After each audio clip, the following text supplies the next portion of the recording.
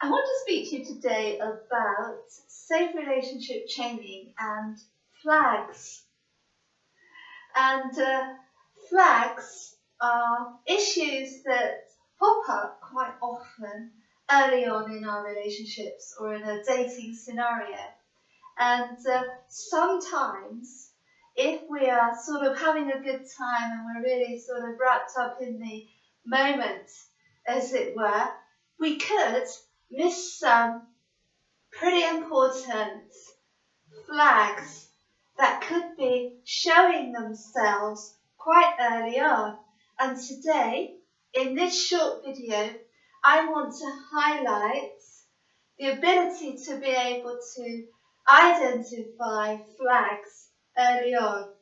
and to not discount them, but to make a note of them, and so that we can go away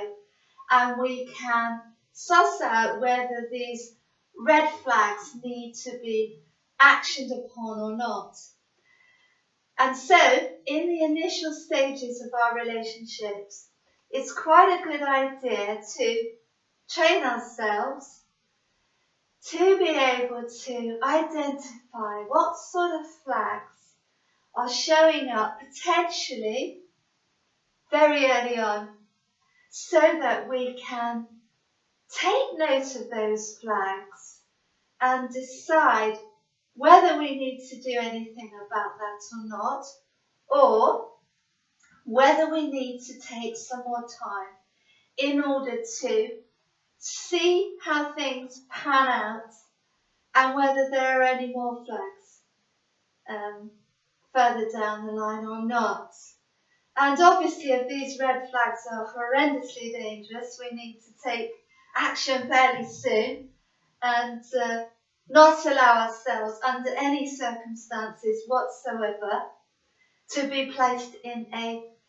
potentially harmful and dangerous situation, which is why I make these videos, because I want to support people in keeping themselves safe and secure. So, using a relationship journal or log, or making a note anywhere of some things that may have made you feel uncomfortable within here, or maybe indicators that this person may be inappropriate, and just making a note of those feelings and those behaviours which are potential red flags, so that we can take care of ourselves in the moment and as the situation unfolds as well. Because one of the good things about being very conscious and aware throughout is that we can take immediate action. Because if a red flag shows up very early on and it is potentially a dangerous one, we can withdraw if we need to and do something to take care of ourselves in the moment, so that we are prepared, in other words, before we go out there and before we engage with this person, so that we are boundaried, if you will, before we go out, and we know the tools that we have accessible to us in our safe relationship toolbox. As I mentioned earlier, where flags are concerned, often people talk about certain behaviours. But what I want to highlight today is to mention that our internal warning system and our intuition can be a flag as well, that we can make note of. How does this person make us feel? What sense are we getting as far as this person is concerned and who they are, potentially? And making a note of those feelings and not discounting them and saying, well, they're just feelings. They could be our intuition actually telling us who this person is. And so, a flag, if you will, can be our intuition and can be an early warning sign that we need to take note of,